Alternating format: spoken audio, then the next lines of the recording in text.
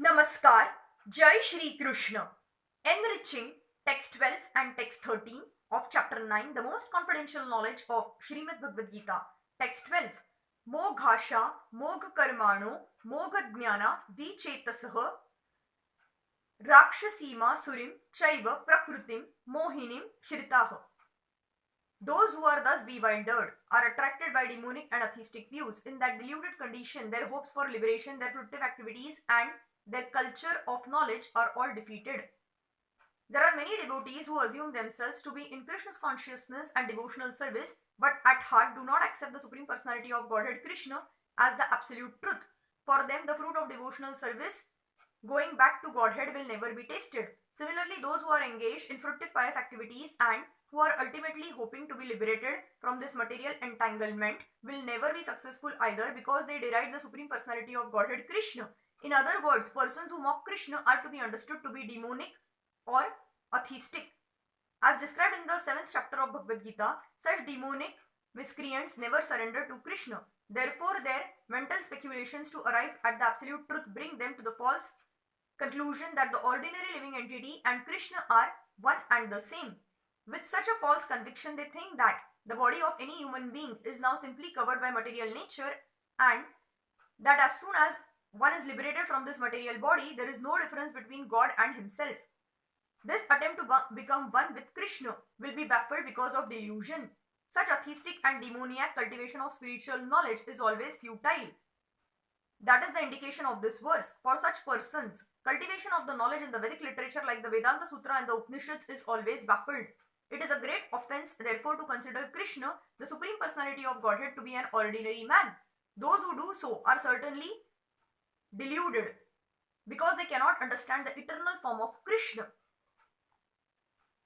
The Bruhad Vishnu Smriti clearly states, Yo vetti bhautikam deham krishnasya paramatmanah sa sarvasmad vahishkaryah shrauta smarta vidhanatah mukham tasya valokyapi sa selam snanam acharet. One who considers the body of Krishna to be material should be driven out from all rituals and activities of the Shruti and the Smriti. And if one by chance sees his face, one should at once take bath in the Ganges to rid himself of infection. People jeer at Krishna because they are envious of the Supreme Personality of Godhead. Their destiny is certainly to take birth after birth in the species of atheistic and demoniac life. Perpetually their real knowledge will remain under delusion, and gradually they will regress to the darkest region of creation.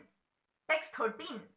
Mahatmanastu mama partha daivim prakruti ma shritah bhajantya nanya manso jnatva bhutadim vyayam.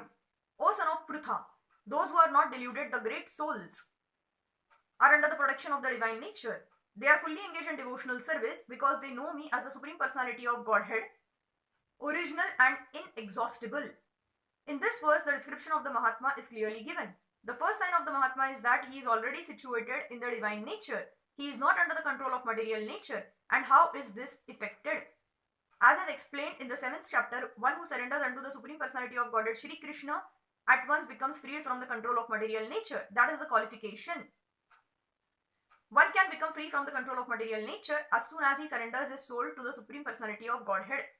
That is the preliminary formula. Being marginal potency, as soon as the living entity is freed from the control of material nature, he is put under the guidance of the spiritual nature. The guidance of the spiritual nature is called Daivi Prakruti, divine nature.